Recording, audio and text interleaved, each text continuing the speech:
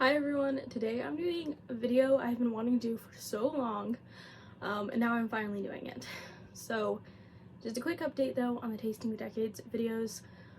Our oven quit working, and then our replacement for the oven, the toaster oven, it quit working, and all but one of the Tasting Decades recipes use the oven. Sadly, there's going to be less Tasting Decades videos than I had hoped, but thankfully I had planned extra Tasting Decades videos since it was the last season, so it's not, I'm glad I did that because otherwise there'd be even less there is. So there's gonna be one more left, and then that will be it for the series. So I hope that you enjoy those.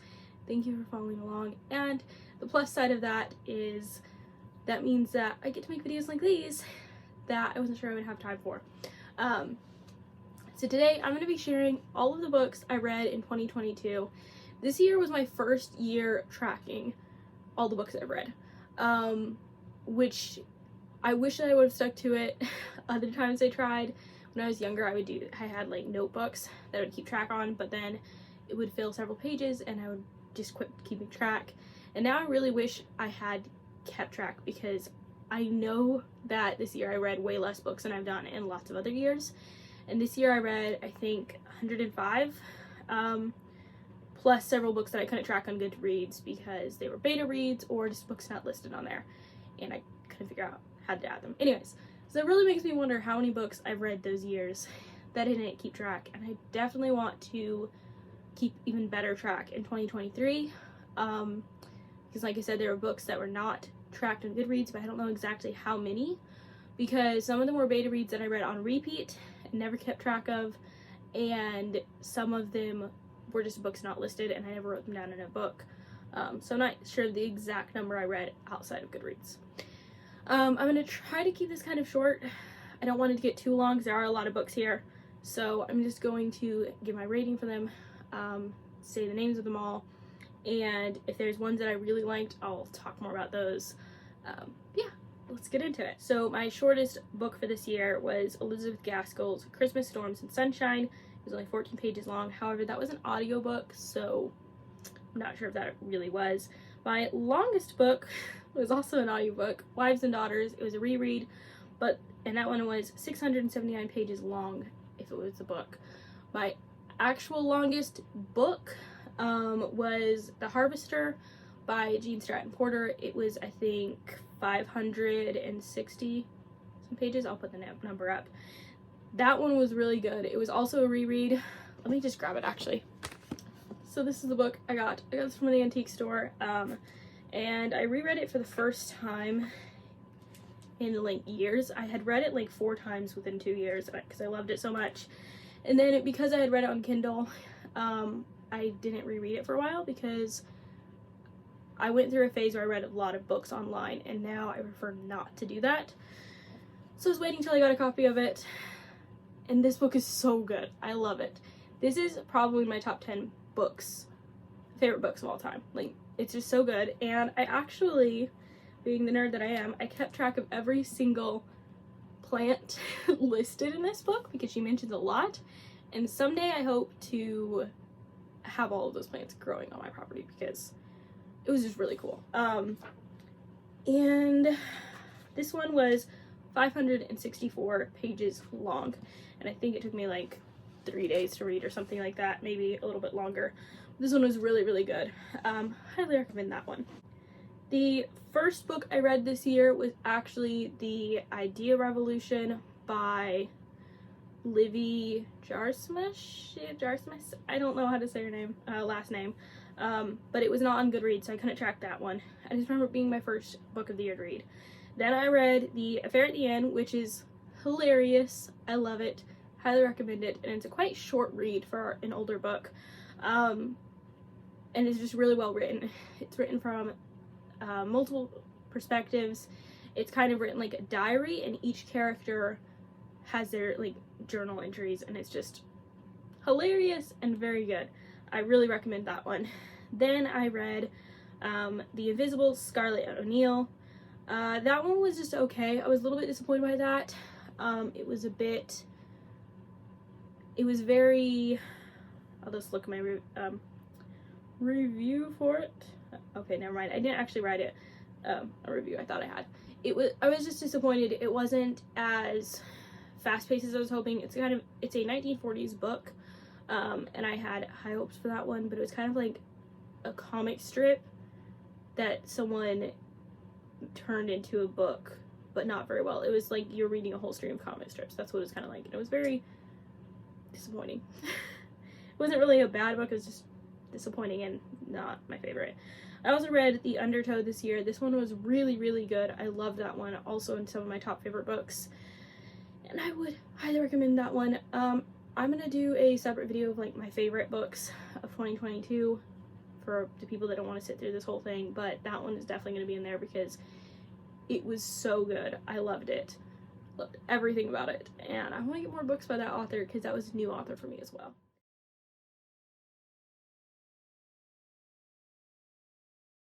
I also went through a lot of the Cherry Ames books this year.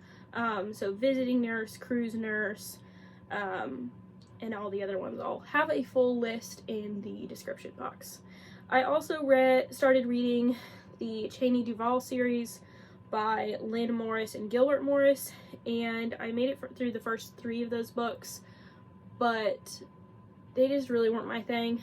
They just kept getting less interesting as the books went on, and ended up not finishing the series, so that was a bit disappointing. I was trying to get through all of the ones that I had, just have read them all, but they weren't my thing. Donna Parker, Secret Agent. That was the first one of the Donna Parker series that I read, and it was pretty good. It's definitely a lower, like, middle grade level book. So it was a little bit, normally I like to read like deeper books and like more advanced books, but this one was really good. It's from the 1950s, and I will be keeping it and probably growing the series as well.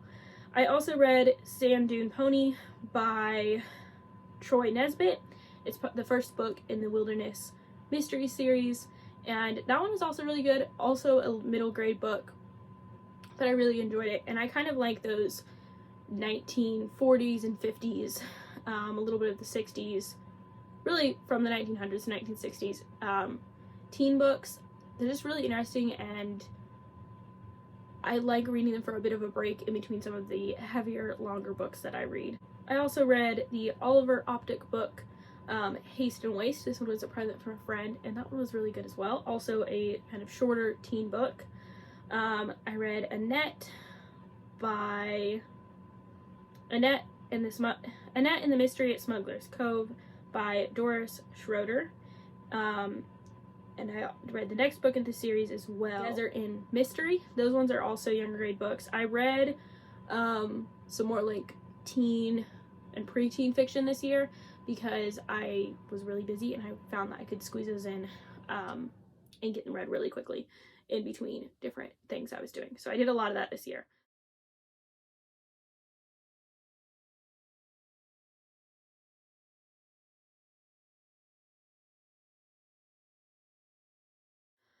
Then I also read the Grace Livingston Hill book, The Story of a Whim. I always love her books. I rated that one 5 stars. The Mystery at High Hedges by Edith Bishop Sherman. That was a new author for me as well, but I really liked that book. It was kind of, so this is what I wrote in my review. At first I didn't like the main character, but I stuck to it and liked her better. She had a very big change, like in the book. She was pretty annoying at first, and then she matured late in the book. But I stuck to it and liked her better. This is a good, fun book that reminds me of 1930s Nancy Drew, but more emphasis on friendships than a mystery. I definitely recommend it for a light, enjoyable read. And I really want to read more of her books in 2023. I also read Rosalind at Redgate. This one is written by Meredith Nicholson. I have read her books before, but I had not read this one. And this one, it was pretty good. I rated it 4 stars.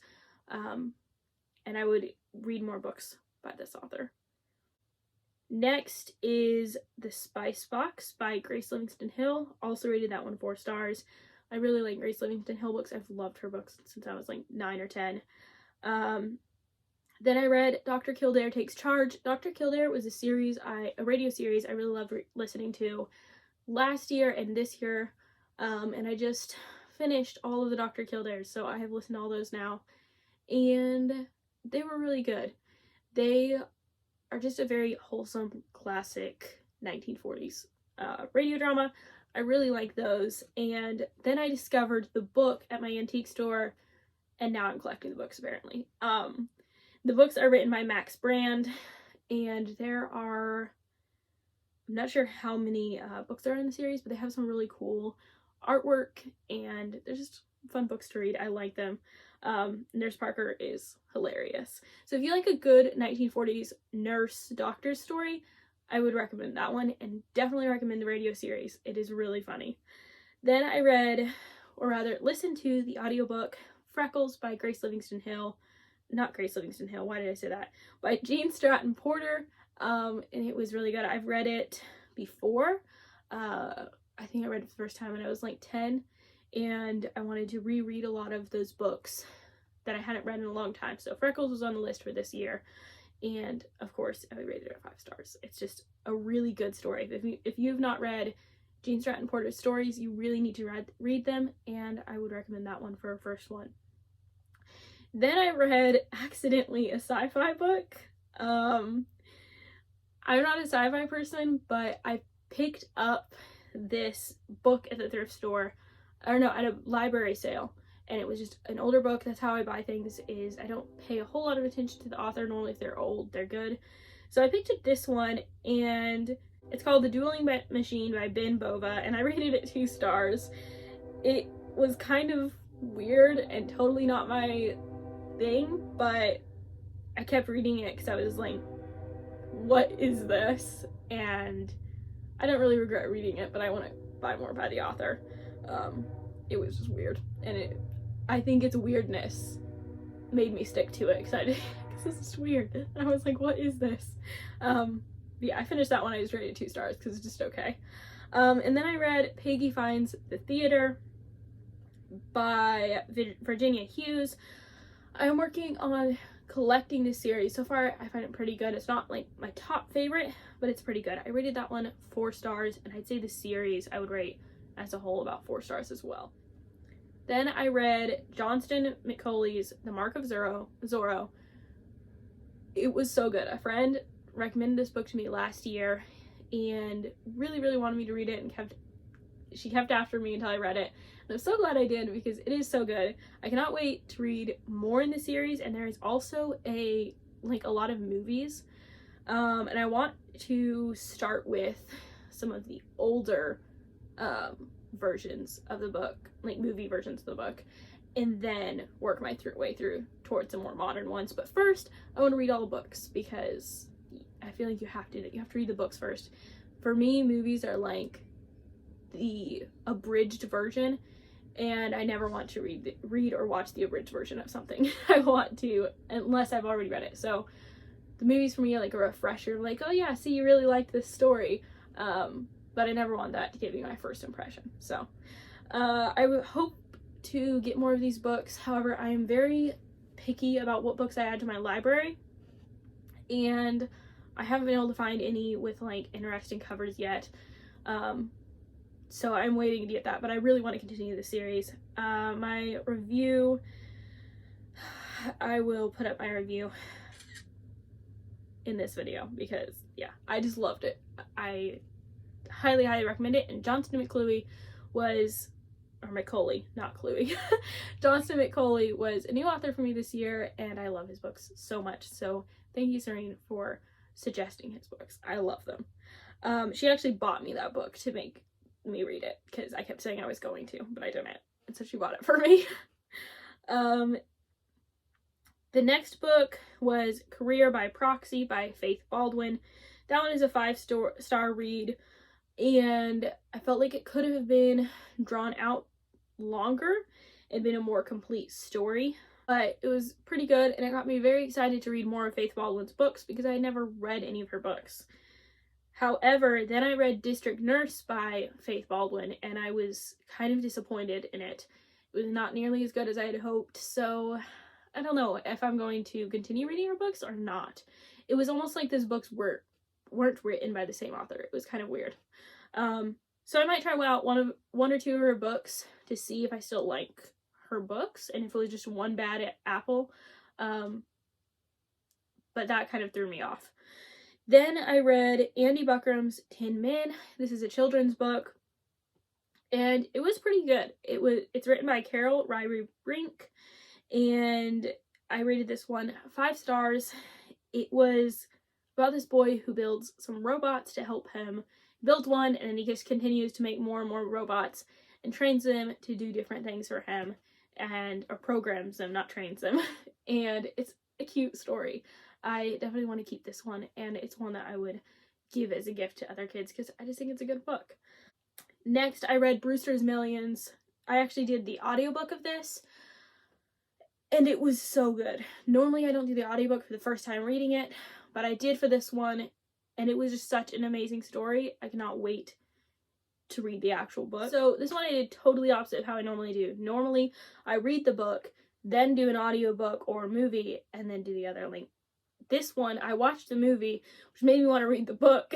So then I listened to the audiobook, and now I have to read the book, which is totally opposite of how I normally do this. But the movie is hilarious and great. Highly recommend it. I will leave a link for that in the description box because it is free on YouTube.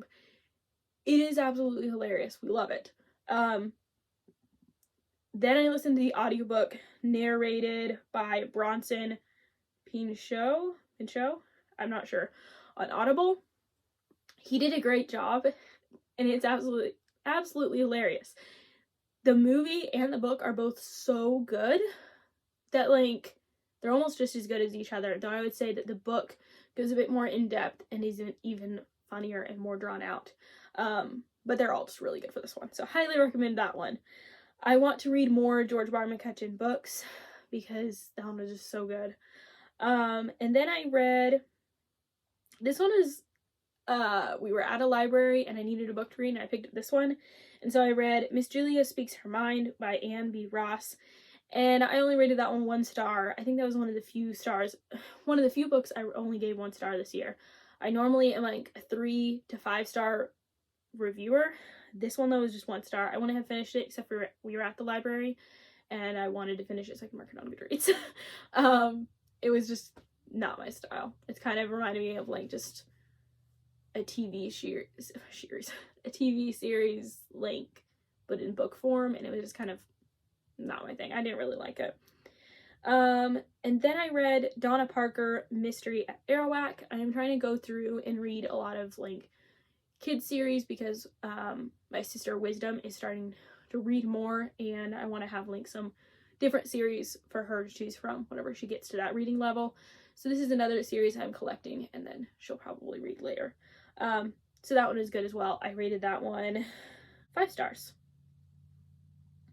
If you need good books for like the 9 to 13 range, some of those best books are like from the 1940s and 50s and like before, like I said, like the 20s, 30s, even the 1910s. So 1900s to 50s, they have really good teen books. Then I read The Jupiter Missile Mystery. This was from a library book sale. I rated it as 4 stars. It was interesting, but not like a very riveting or exciting read. Then I reread Emily of New Moon by L.M. Montgomery and was reminded by just how much I really love it. I love the Anne of Green Gables series, but I can relate to Emily so much more, and I just really, really love that series. I want to get more in this series, but it's kind of hard to find those books for some reason.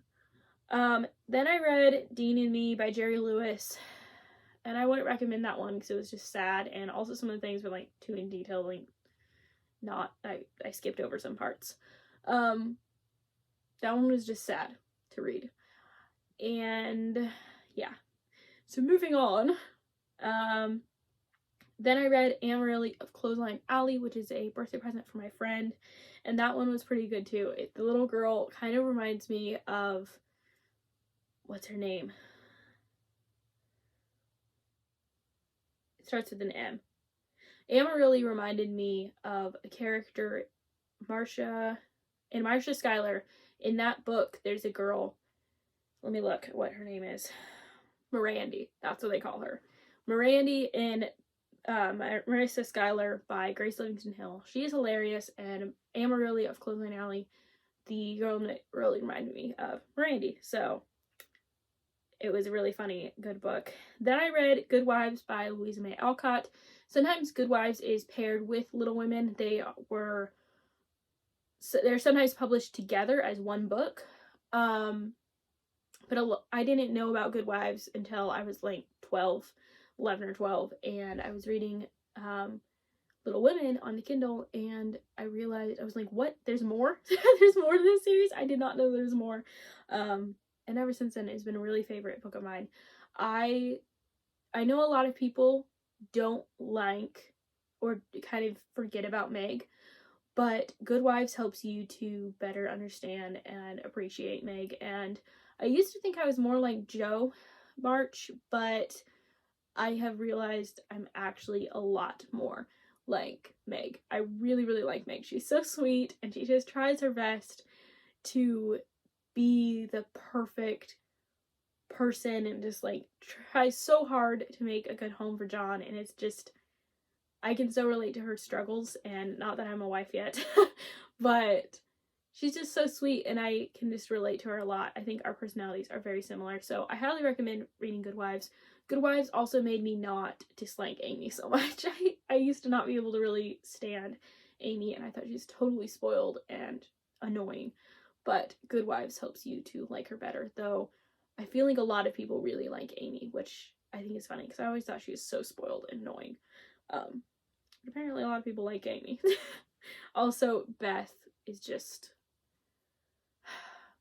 all of the March sisters. You've got to read the series.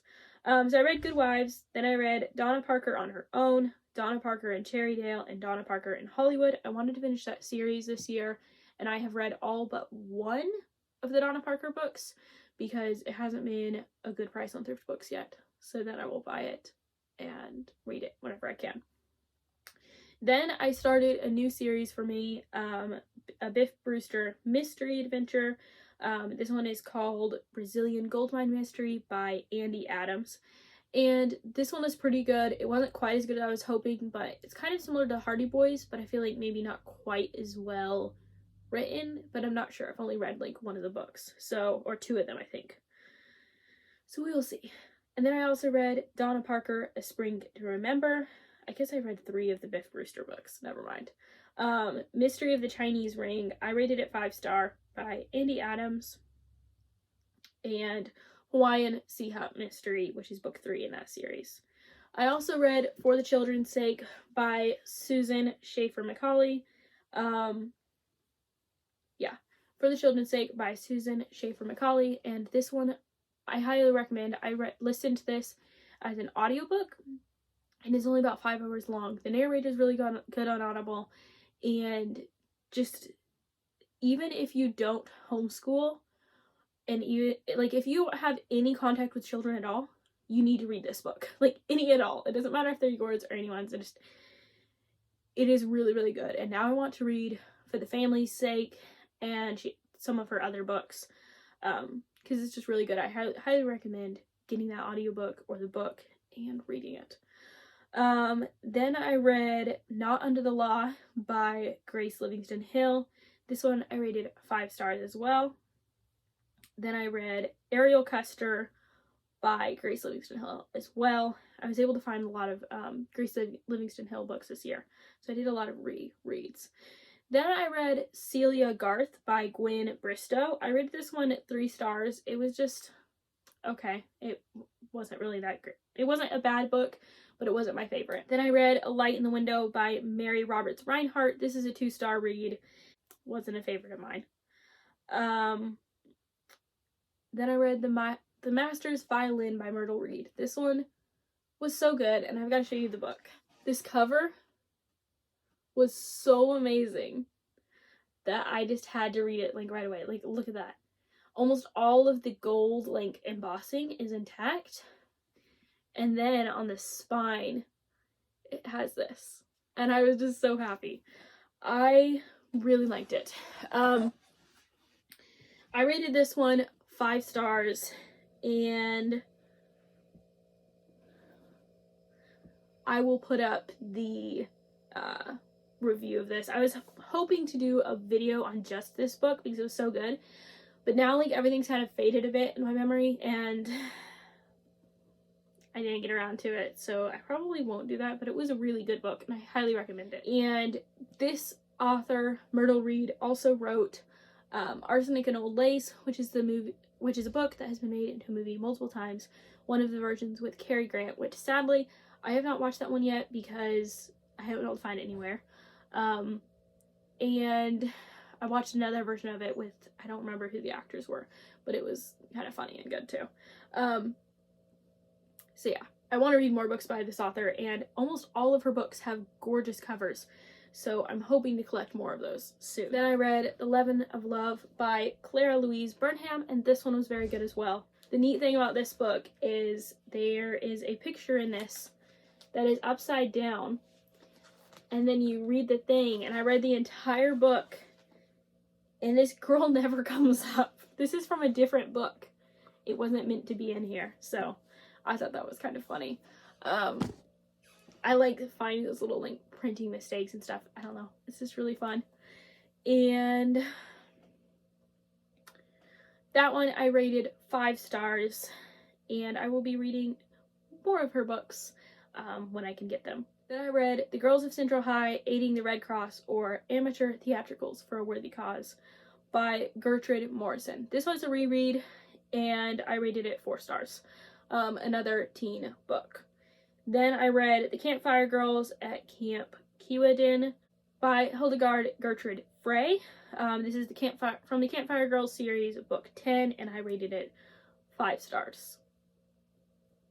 And this one was really interesting to read because I had read it when I was younger, and it's neat to see how different aspects of that story affected me and how I really learned a lot of lessons from this book and tried to be a better person because of this book, which was really cool to read because it's a simple book, but reading it, I started remembering how it affected me and the things I did to change because of this book, and that was just really cool.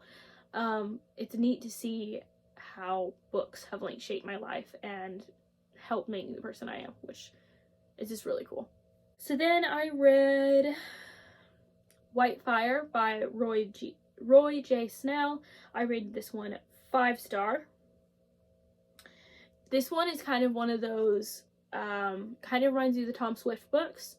Like maybe it's kind of, I don't know what you call this genre, but like the kind of inventors genre where there's like a lot of confusing and interesting and modern inventions that either they invent or someone else in the story does, and it's just really cool and really fun to read.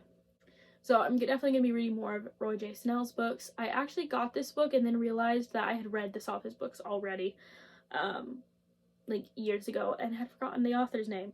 Then I read Panther Eye by Roy J. Snell. This one was 4 star. I was hoping it would be better than, like, I did. This one wasn't as good as White Fire by the same author, but it was still good. Then I read Dr. Kildare Assigned to Trouble by Robert Ackworth. Dr. Kildare books were written by a few different authors. And then I read Ethel Hollister's Second Summer as a Campfire Girl. That is the Campfire Girls book 4. This one I only rated as 3 star. This one I rated only as a 3 star because it's kind of a bit disjointed and didn't really flow well. And it had a bit more of a feminist women empowerment kind of twist on it that I didn't like as much. The Campfire Girls were written by multiple authors, and some of them just kind of took it a little bit weirdly. Then I read Wuthering Heights again by Emily Bronte. This one was an audiobook. This book I rated 4 stars, but I have reread it so many times since I first read it when I was I don't know exactly how old, but I was a preteen. Because it's just fascinating to me. I love to analyze the characters and think about why they are the way they are. And I don't know, it's just interesting. It's not really like my favorite book, but it's just one that makes me think a lot, and I just keep rereading it. Something about it just fascinates me. And I just love to analyze the people in it. So, Wuthering Heights. Then I read Sue, A Little Heroine by L.T. Mead. This one I rated as 4-star. It was just a little bit, it kind of reminds me of the C.S. Lewis quote, a book that is only enjoyed by children is not a good book at all. Some of these books were just not written as well, and I think I would have enjoyed this if I had read it when I was younger, and it still made it to be a 4-star read, but it wasn't like a big favorite of mine. Then I read another sad book. This year was just the year for sad nonfiction books, I guess. I read The $1 Million Mermaid by Esther Williams, which I don't recommend. Again, just went too in detail. It was like really sad, and I had to skip over a lot of parts. I actually almost did not finish this multiple times. I set it aside lots of times and then ended up coming back to read it, hoping it would get better, and it never did. Just, she has a really sad story, so. Robin Kane, The Mystery of the Blue Pelican by Eileen Hill. That one was a pretty good one. Again, it's a lower grade book. I also read Robin Kane, The Mystery of the Phantom. Those are books 1 and 2 in the Robin Kane series, and those were 4 and 5-star reads. Then I read The Heather Hills of Stonewick. This is book 1 in the Stonewick trilogy by Michael R. Phillips and Judith Pella. I rated this one 4 stars. And I read Dixie Heart by William N. Harbin and rated it 5 stars. That one was a pretty good one, and kind of funny and just entertaining. Then I read A Fortunate Term by Angela Brazil. This is my short review of it. 4 stars, short seminary because I don't feel like typing. A great book. Didn't like the bit of evolution in one chapter. Also had some ghost stories, which were not my favorite. I typically don't like ghost stories. I find them weird and pointless. It was fun to read an old British book. I loved seeing the differences in American versus British slang. I will read more by this author. I loved the characters. Predictable, but I didn't mind. And I feel like that's a pretty good summary of the book. And next I've said before, I'm not a sci-fi person, like at all. This one I read, and I did not expect it to be a sci-fi book, so I've read other books by this author. And this one was really, really good. I loved it, and I highly recommend it. This is The Land of the Changing Sun, William N. Narbin, and my review was absolutely 5-star. My review says, absolutely fascinating. I'm not a huge fan of most sci-fi, but this was tasteful and well written. Got my attention immediately and wasn't overdone in dramatics and weird elements, with still enough pretend that made it a delightful read. I absolutely loved it. I was a bit surprised by the theme, since the first book I read by this author was a completely different genre, but I loved both and will be reading more of his books. A new favorite author for me. The story follows 2 young men who are shipwrecked. A hot air balloon failed, and they were stranded on a deserted island. And they are then taken to an underground city that reminds me of the lost city of Atlantis crossed with the utopian country. The book was clean and wasn't overly graphic. I was glad there's no weird witchcraft-based influences, and that there are Christian influences tastefully intertwined throughout the story, without it feeling forced or fake. A high-quality, well-written, light read. That one just really surprised me, and it was so good. I talked about it for days. I loved it. I actually thought about rereading it because it was just so good, and I only read it like 6 months ago. Less than. I read it in September, beginning of September. Then was a book that I bought because I was just so curious. John Philip Sousa. Who knew he was an author? Apparently he was, and he wrote like 5 books. So I bought one of his books off of Thrift Books just out of curiosity, because I was like, is this really the John Philip Sousa? And he wrote a book. So I bought it. I bought The Fifth String, which has a really cool cover. And it was kind of like an allegory style book. And it was kind of a bit weird, odd book. But it was interesting. And I rated it 4-star. It was just so fascinating to me that he wrote books. This is the cover. It has this cool like raised design. The photo. And I just thought it was so interesting. Like, he wrote books that were not, wrote books that weren't about music. So it has some cool like clippings in here. This is a Catholic thing. It says the Rosary. It's a song that someone like just took out of it. Looks like another book almost. And then this picture of this couple, Ma and Seth Parker, who are now heard at their regular time on Saturday evenings in the popular program Sunday Seth Parker's. They also make personal appearances on the Pacific Coast. So yeah, I want to say this is like a great book, but it was just intriguing, so I got it. I also thought it was neat. Someone used to have a picture in here, and it almost completely printed itself on the opposite page. There's no photo there. That's just from age. It imprinted itself on here. So I thought that was really cool. And this is a book from 1907. It has really thick pages. It's kind of a short book. It has some really neat artwork in it, though. This is nothing like very fascinating, but it's intriguing. Then my mom had this series, The Littles, or almost the whole series of The Littles, from when she was really young, and we just got those back because they had been in storage.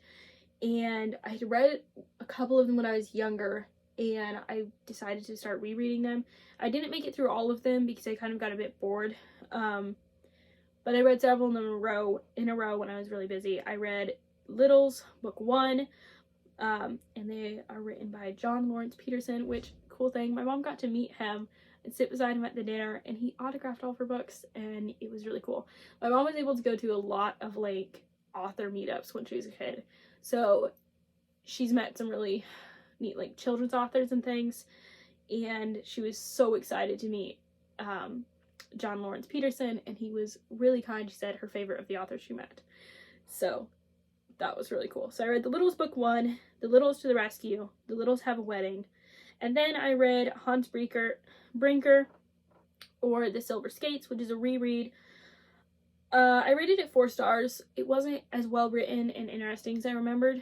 When I was younger, I thought it was a really, really cool book because it had like facts about the canals and about Holland and its history, and it was also like a kid's story, and I think I've just kind of outgrown it. It just wasn't as interesting to me now.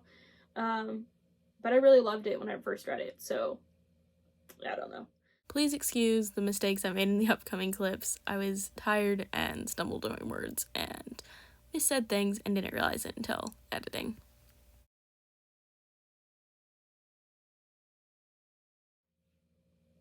Then I read When Patty Went to College by Jean Webster. It's hilarious. I love it. I had already heard the LibriVox audiobook like 6 years ago or something, and I really loved it then. This is book 2 in the Patty series. They are so good. They're hilarious stories about the Patty who's going to college and like the girls that go to college with her, and it's just hilarious. The whole book, you're like just laughing, and it's really, really good.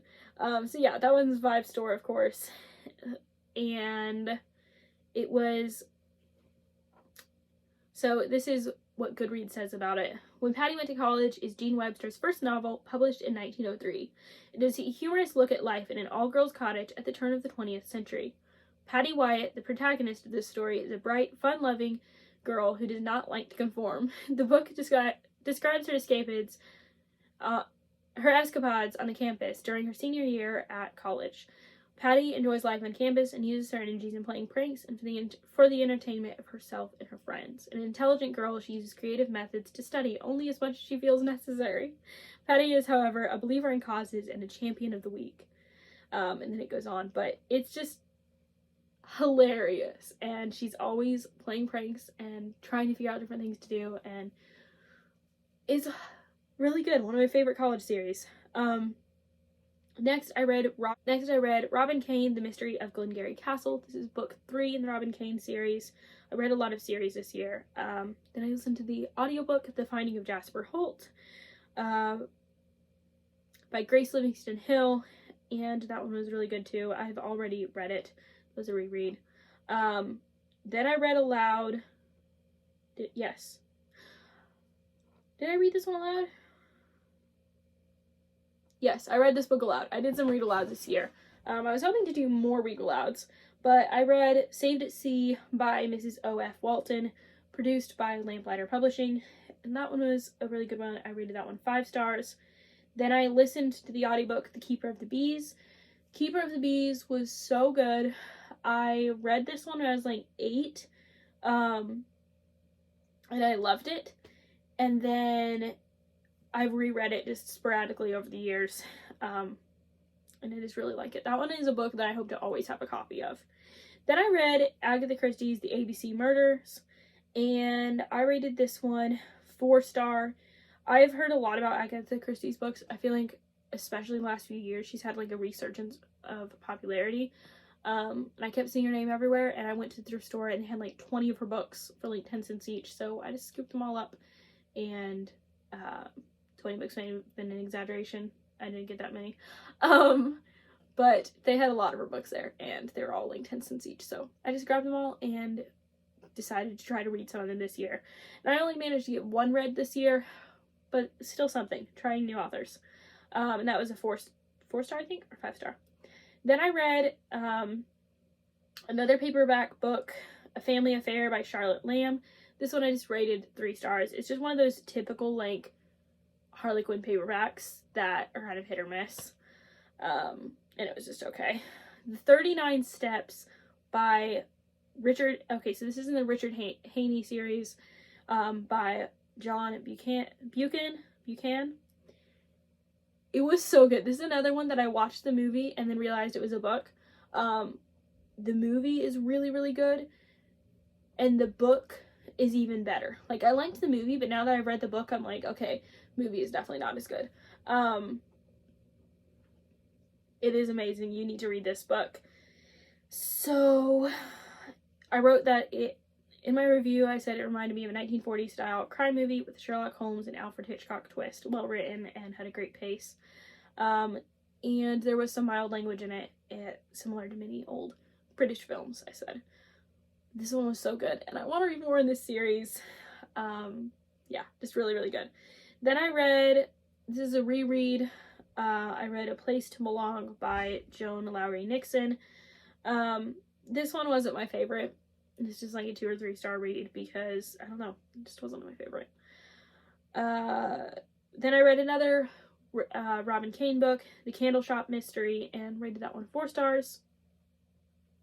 Then I read The Harvester, and this one took me,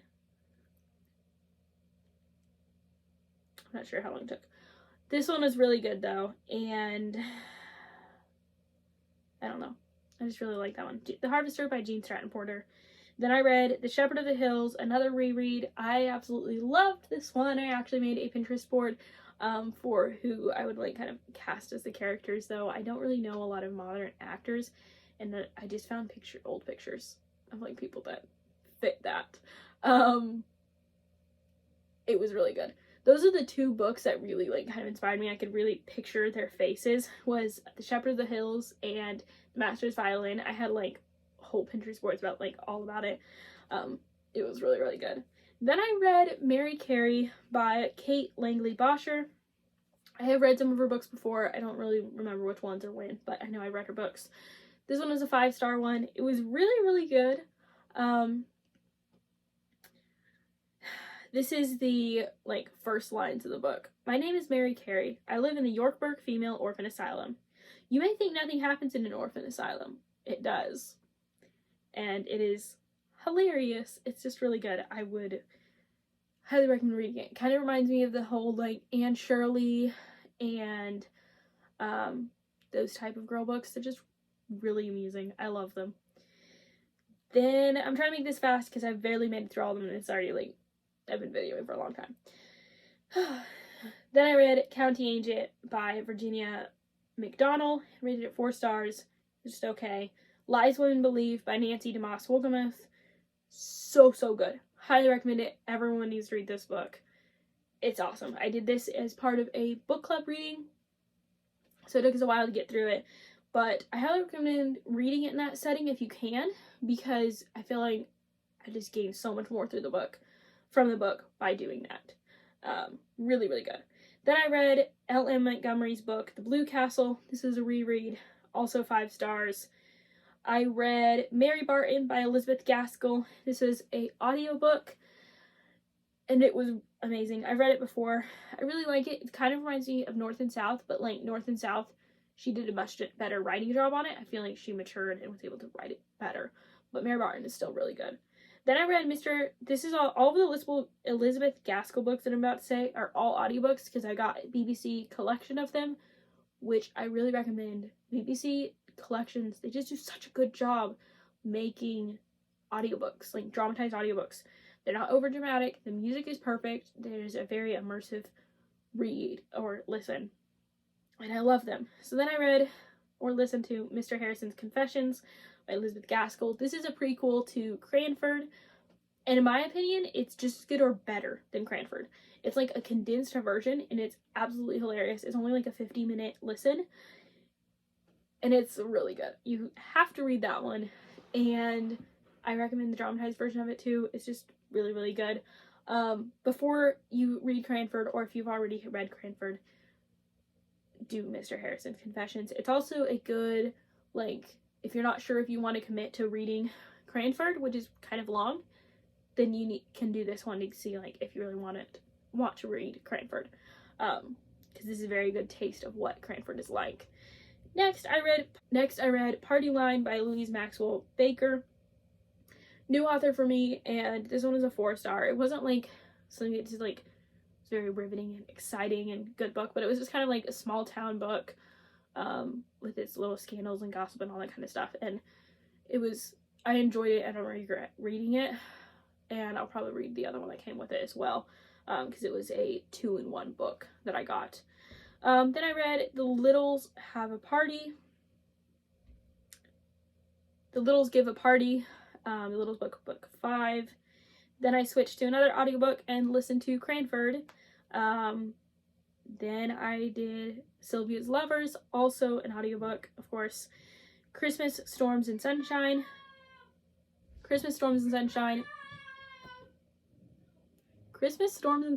also part of the Elizabeth Gaskell collection.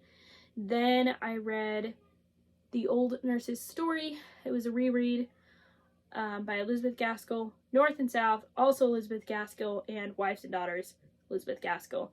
And that is the end of my 2022 reads and listens. Goodreads says that I read 104 books. I know the number only gets to 100. I don't know what happened to those other books. Plus, I mentioned a few other books. So, I think my total count was 108 books for 2022. But I've edited for so long, I am not going to go try to find where those were at.